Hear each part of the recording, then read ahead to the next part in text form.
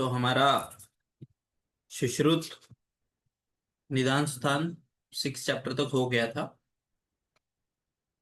आज से हम 7 चैप्टर उदराणाम निदानम उदर निदान के बारे में देखेंगे। तो यहाँ पे क्या बोलते हैं सुश्रुत। सुश्रुत जो थे यहाँ पे उनको ब्रह्मार्ष विश्वामित्र का पुत्र ऐसा वर्णन आया है। उदर रोग के 8 टाइप्स हैं। उसका हेतु है सुदुर्बल अग्नि है पुति अन्न निषेवनात्। मतलब दुर्बल अग्नि होते समय जो पूती अन्न उसका सेवन हमने किया तो उदर रोग हो सकता है। गुल्म आकृति व्यंजन लक्षणानी, और इसके जो लक्षण हैं और आकृति वो सब गुल्म के जैसे हैं। तो दूसरा लक्षण क्या बोला है, कार्श्य। तो उदर का एक लक्षण है कार्श्य। कुक्षी आधमान आटो पादशोफ। पादशोफ तो हमें दिखता है लेकिन कार्श्य, अगर आप देखोगे उधर का पेशेंट तो उसके हाथ वगैरह एकदम पतले रहते हैं, पेट बड़ा रहता है और पैरों पे सूजन रहता है। संप्राप्ति उपस्नेहवत, उपस्नेहन न्याय से ये इसकी संप्राप्ति होती है। अन्नसार जो रस है वो कोष्ठ से बाहर निकलता है और त्वचा और मांस के बीच में जो हमारा स्किन के नीचे डिपॉजिट होना शुरू होता है, इसकी संप्राप्ति है। पूर्व रूप में क्या है, बल वर्ण कांक्षा वलिनाश। तो वलिनाश जितने भी रिंकल्स है स्किन पे वो सब टेंशन की वजह से या तो जो स्वेलिंग आता है उसकी वजह से, पानी की वजह से वलि का नाश होता है। जीर्ण अपरिज्ञान, तो जीर्णा जीर्णम न वेत्ति च। ये एक श्लोक आ जाता है कि जीर्णा जीर्णम न वेत्ति च, ये किसका पूर्व रूप है, तो ये है उदर का पूर्व रूप। जीर्णा जीर्णम, खाना जीर्ण हुआ है कि अजीर्ण है, न समझता नहीं है, जीर्ण अपरिज्ञानम। बस्ती रुजा पादशोफ जठरे राज्य, मतलब भक्तम विदहते सर्वम। तो जो भी खाया है उसका विदाह हुआ, क्योंकि इसमें अग्नि जो है वो बहुत ज्यादा मंद होती है, सुदुर्बल अग्नि ये है देखा हमने। तो उसके वजह से जो भी हम खाते हैं उसका विदाह होता है, वो अच्छे से डाइजेस्ट या पकता नहीं है, उसकी वजह से भक्तम विदहते सर्वम। ये ऐसा वन लाइनर सूत्र आता है कि ये किसका पूर्व रूप है, तो ये है उदर का पूर्व रूप।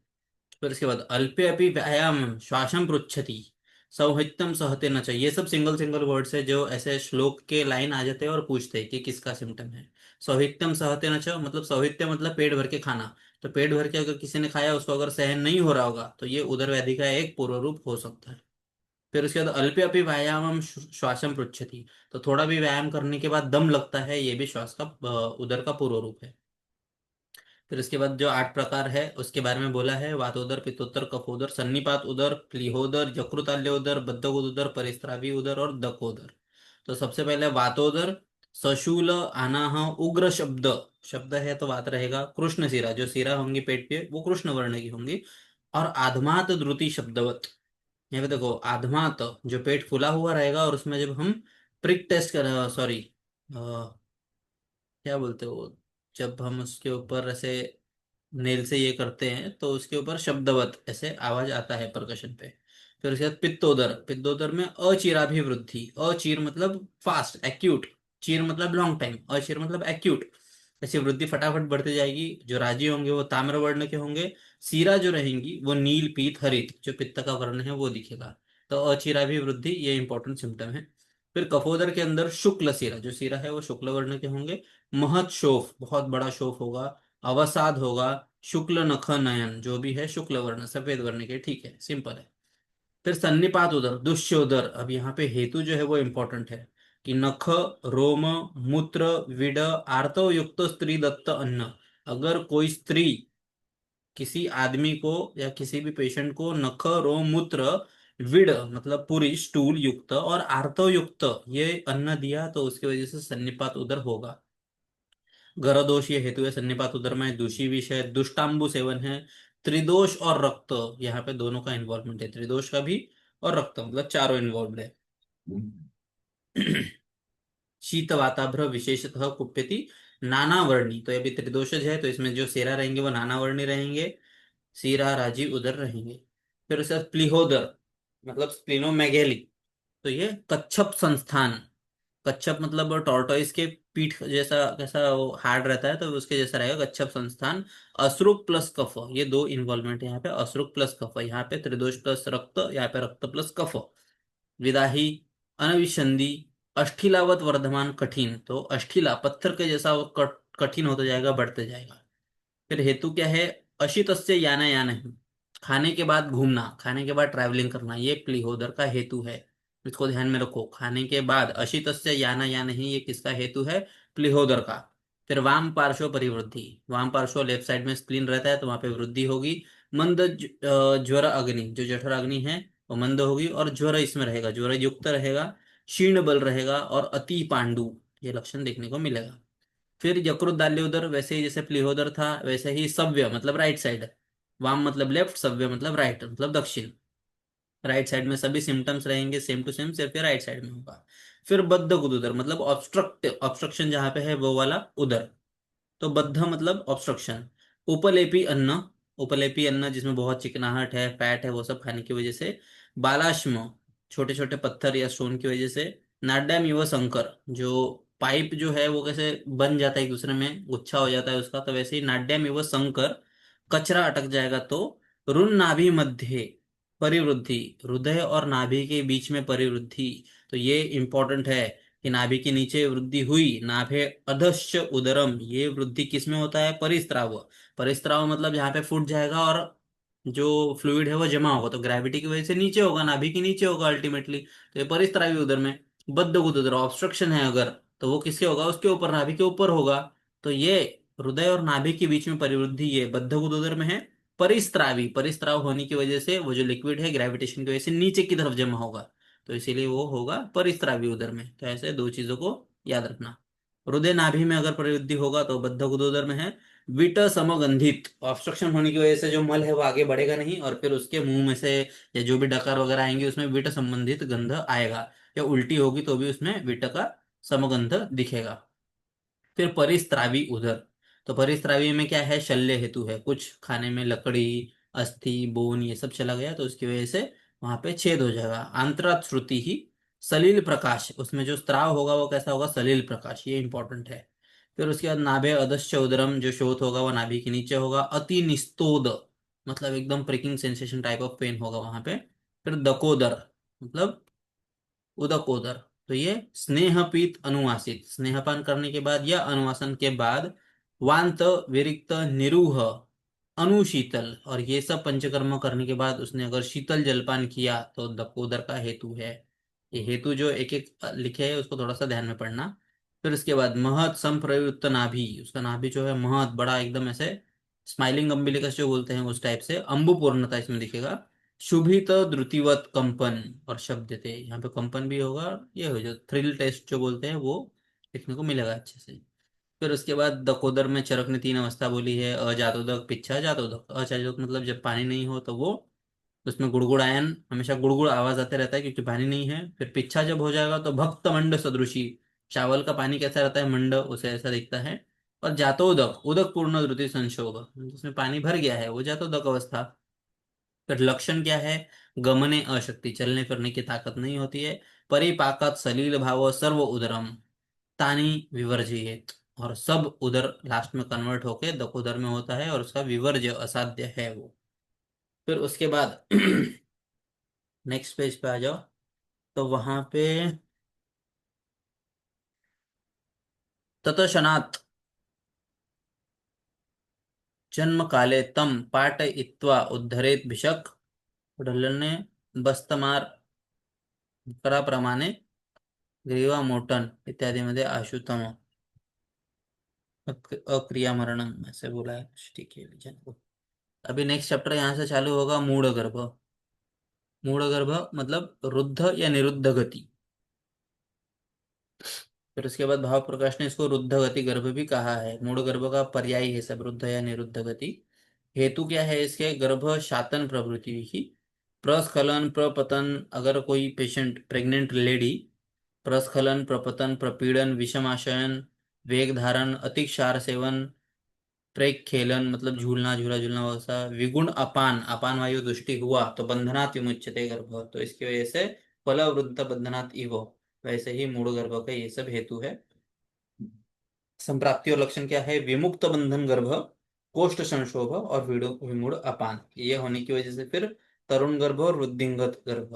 तो शोणित स्रावे न चावयति, तो स्राव हो जाएगा अगर वो 4 मंथ्स के पहले अगर होगा तो उसको स्त्राव बोलेंगे।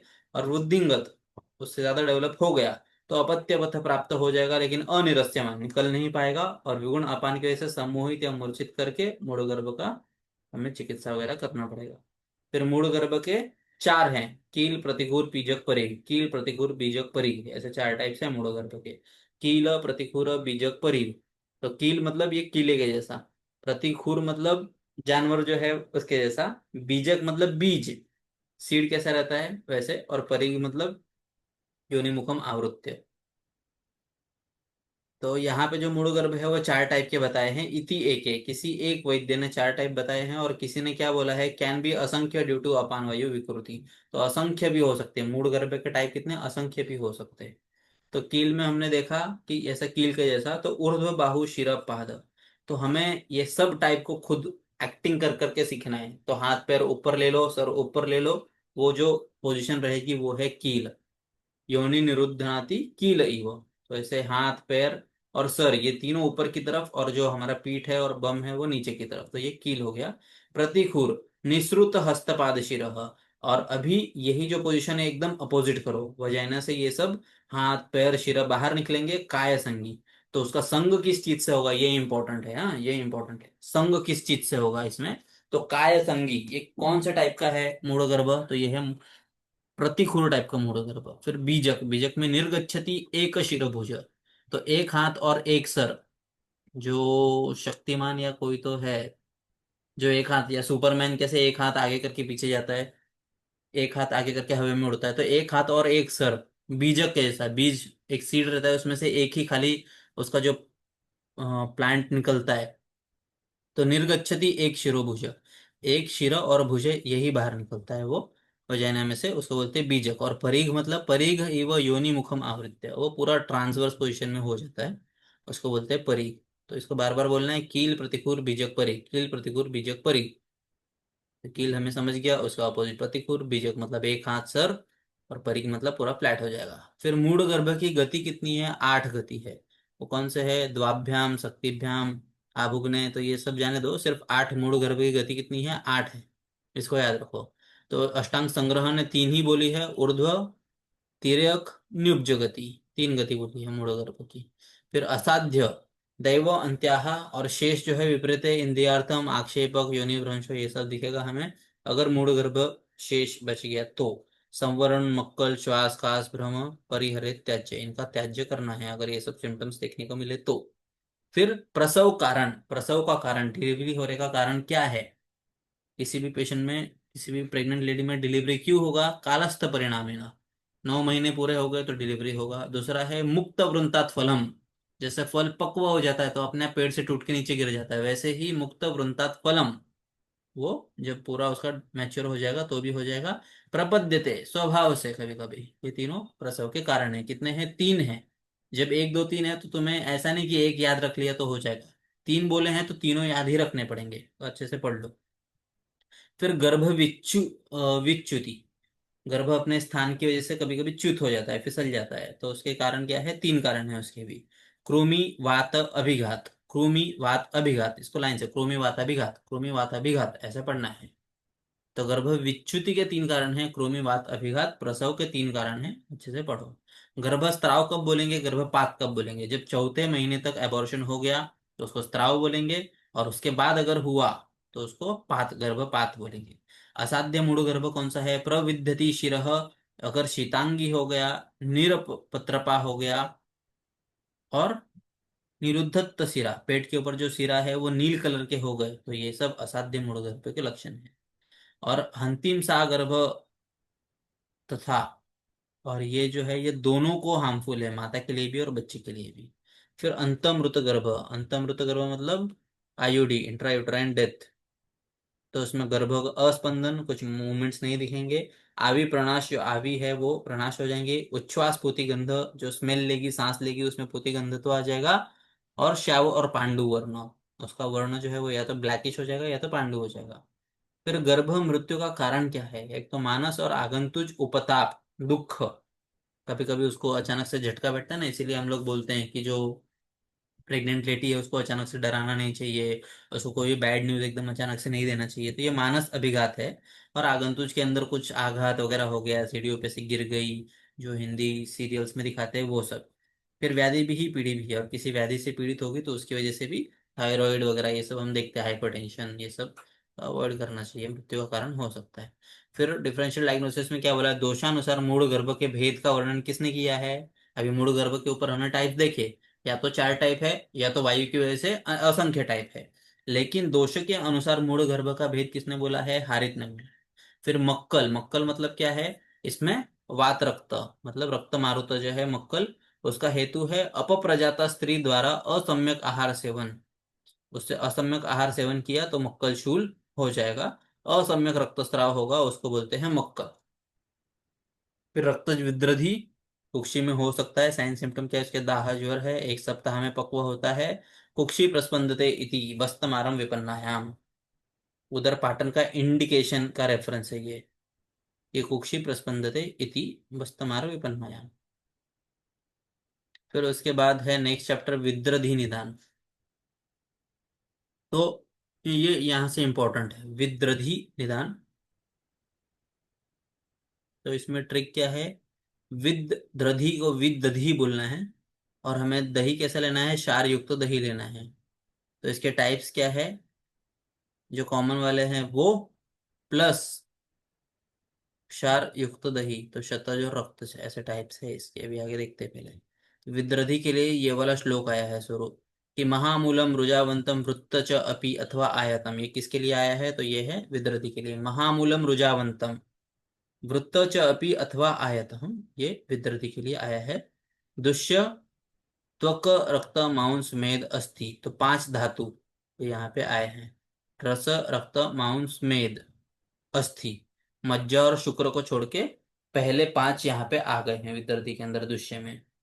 तो ऐसे इसको 2-3 बार रिवाइज करोगे तो अपने आप याद आ जाएगा, जैसे विदर्धी है, 5 दुष्य है, और आखिरी के 2 छोड़ना है, फर्स्ट 5 लेना है। विदर्धी के 6 टाइप से, वातज पित्तज कफज सन्निपातज, ये 4 टाइप तो सब में कॉमन है, तो इसीलिए वो जो है 4 ये है, और क्षार युक्त दधि हमने पढ़ा। आगंतुज और रक्तज। तो वातज के अंदर अत्यर्थ वेदना, चित्रोत्थान, प्रपाकश्च, और उसका कलर कैसा रहेगा, कृष्ण और अरुण वर्ण रहेगा। पित्त जो है उसके अंदर पक्व उदुम्बर संकाश, श्याव, क्षिप्र उत्थान प्रपाकश्च, ये वाला देखो हाँ, ये इंपॉर्टेंट है यहाँ पे, चित्रोत्थान किस में है, क्षिप्र उत्थान किस में है, उसका प्रपाक कब होगा, और ज्वर दाहवान होगा ये। कफज अगर रहेगा तो शराव सदृश रहेगा, शराव के जैसा रहेगा। और क्षीरोत्थान प्रपाकश्च, चित्रोत्थान प्रपाकश्च, क्षिप्रोत्थान प्रपाकश्च, क्षीरोत्थान प्रकाश, और ये पांडु और श्वेत वर्ण का है। फिर सन्निपात जो है वो घाटाल विषमो महान, घाटाल मतलब कहीं से भी उठा हुआ, कहीं से भी बैठा हुआ, ये सब। नाना वर्ण त्रिदोषज है तो इसलिए तीनों इस रहेंगे, तो नाना वर्ण। विषमम पच्यते, और असाध्य, सन्निपात विद्यार्थी असाध्य है। आगंतुक जो है, तो उसमें ज्वर तृष्णा दाह और पित्त विद्रति के जैसे, आगंतुक जो है पित्त विद्रति के जैसे। रक्तज जो है इसमें भी पित्त विद्रति के जैसा है, और उसके अंदर कृष्ण स्फोटावृत्त श्याव, ऐसे स्फोट से युक्त, ये रक्त विद्रति प्लस पित्त विद्रति के सिम्टम्स। तो यहाँ पे ये वाला जो है चित्रोत्थान प्रपाकश्च, क्षिप्रोत्थान प्रपाकश्च, चिरोत्थान प्रपाकश्च, तो सिंपल है, चीर वाला जो रहेगा वो लेट से होने वाला कफ रहेगा, क्षिप्र वाला जो है वो पित्त रहेगा, और जो बचा हुआ है चित्रोत्थान वो वात के लिए रहेगा। नेक्स्ट, अभ्यंतर विद्रति, गुल्म रूपिण, अंदर वाला जो है वो गुल्म के जैसा होता है, वल्मीक वत समुन्नत, और अष्टांग संग्रह ने शीघ्रम ध्यायति अग्निशस्त्रवत, उसका जल्दी से ट्रीटमेंट करना चाहिए, नहीं तो फिर वो अग्निशस्त्र के जैसा फैलेगा।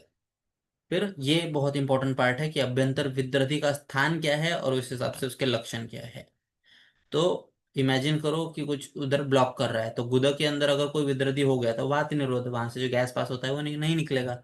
बस्ती के अंदर विद्रथी हो गया तो कृच्छ अल्पमूत्रता, या तो अल्पमूत्र होगा या तो कुरुच्चमूत्र होगा।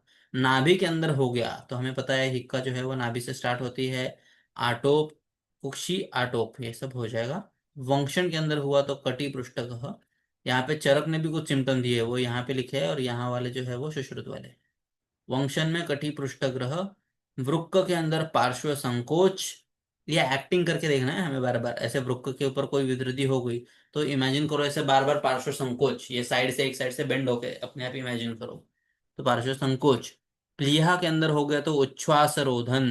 तो प्लीहा हमें पता है डायफ्राम के नीचे है, उसके ऊपर लंग्स है। तो प्लीहा बढ़ गया तो उच्छ्वास अवरोध, सांस लेने में तकलीफ होगी। तो उच्छ्वास अवरोध किस में है? प्लीहा में है। हृदय में है तो हृदय में हृदय शूल तो कॉमन है, लेकिन सर्वांग प्रग्रह ये इंपॉर्टेंट सिम्टम है। ये सर्वांग प्रग्रह ये किस विद्रदी का लक्षण है? तो हमें पता है हृदय से पूरे बॉडी में ब्लड सप्लाई होता है, तो सर्वांग प्रग्रह ये रिलेटेड होगा हृदय से। अभी यकृत, तो यकृत भी तो डायफ्राम के नीचे है, तो इसके अंदर भी श्वास है। लेकिन यहाँ पे देखो प्लीहा में क्या है? उच्छ्वास रोधन। उच्छ्वास का रोधन है, और यहाँ पे श्वास है, दम लगना, क्योंकि ये बड़ा है। यकृत जो है वो बड़ा ऑर्गन है, तो इसलिए उसमें श्वास दम लगना होगा। लेकिन अवरोध कहाँ पे होगा? प्लीहा में होगा। और यकृत में तृष्णा भी आया है, तृष्णा एक रिलेशन यहाँ पे देखो। क्लोम के अंदर पिपासा आया है, तो तृष्णा कहाँ पे और पिपासा कहाँ पे है, ये देखना इंपॉर्टेंट है। यहाँ पे सब मार्किंग किया हुआ है, एक बार फिर से ध्यान से देखना। फिर मर्मस्थ विद्रति अगर हुआ तो उसमें आम, पक्व, महान, अल्प, या कोई भी टाइप का विद्रति हुआ तो वो कष्ट साध्य होगा। ठीक है। फिर इसके बाद स्त्राव निर्गम मार्ग, अगर नाभि के ऊपर विदृधि होगा तो ऊर्ध्व मार्ग से उसका निःसृत स्राव होगा, न जीवती। मुख और नासा से होगा और वो न जीवती, उसके लिए न जीवती उसका एंड रिजल्ट, उसका फेट ऐसा होगा। अगर नाभि के अध विदृधि रहेगा नाभि के नीचे तो अधो मार्ग से निकलेगा वो, और वो जीवती, वो सिंपल है क्योंकि नीचे से तो मल मूत्र निकलते ही रहता है, विदृधि का स्राव निकल गया तो अभी क्या होगा। ठीक है। फिर उसके बाद बाह्य भिन्न, कदाचित जीवती, अगर बाहर की तरफ फूट गया स्किन से तो कदाचित जीवती, कभी जी भी सकता है कभी नहीं भी जी सकता है। और रुन नाभि बस्ती यहाँ पे हुआ तो न जीवती कदाचन, तो ये तो कभी जिंदा ही नहीं रहेंगे। हृदय नाभि और बस्ती में ये त्रिविध जो मर्म है उधर से हो गया तो। फिर उसके बाद चरक ने नाभि विद्रधि उभय मार्ग स्रवती ऐसा कहा है, जो नाभि विद्रधि है वो उभय तो मतलब ऊपर से भी और नीचे से भी उसका स्राव होगा ऐसा कहा है। फिर उसके बाद रक्त विद्रधि, इसमें रक्त और मारू दोनों दोष इन्वॉल्व है। अपप्रजाता स्त्री के अंदर गर्भपात या गर्भस्राव या सम्मक प्रजात में अश्रुक निश्रुत ये सब होने की वजह से रक्त विद्रधि हो सकता है। उसका स्थान क्या है? कुक्षी है, उसको रक्त विद्रधि या मक्कल भी बोलते हैं। 7 दिवस में शांत अगर नहीं हुआ तो इसमें पाक हो जाता है। तो ये इतनी चीजें इसके बारे में याद रखो कि 7 दिन में अगर उसका शांत नहीं हुआ तो फिर पाक होगा। फिर विद्रधि और गुल्म में अंतर क्या है? तो गुल्म जो है ये भी पेट के अंदर होता है, विद्रधि भी अभ्यंतर हमने बोला। तो ये अनिबंध मतलब मूल रहित, गुल्म वायु का गोला जो इधर उधर घूम सकता है, तो इसमें मूल रहित अनिबंध। लेकिन ये निबंधन इसका कोई ना कोई हमने देखा, महामूल ये किसके बारे में आया है? महामूलम रुजावंतम, तो इसमें मूल है तो वो है विद्रधि।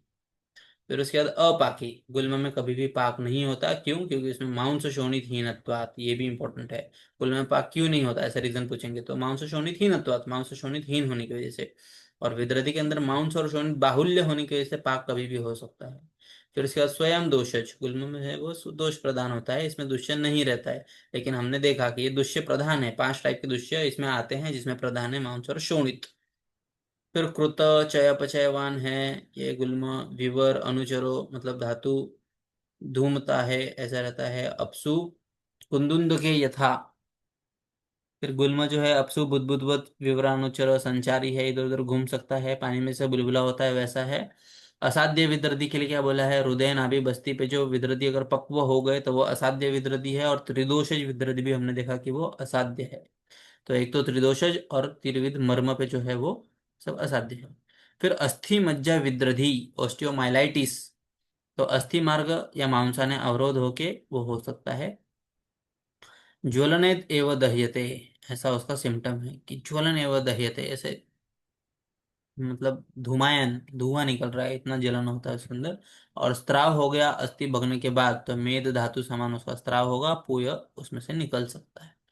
अब नेक्स्ट चैप्टर जो है आज के लिए लास्ट चैप्टर, विसर्प नाड़ी स्तन रोग निदान। सब एक ही साथ बोल दिया है। तो चरक ने क्या बोला है? शतज को हेतु बोला है विसर्प का, लेकिन सुश्रुत ने विसर्प को एक प्रकार बोला है।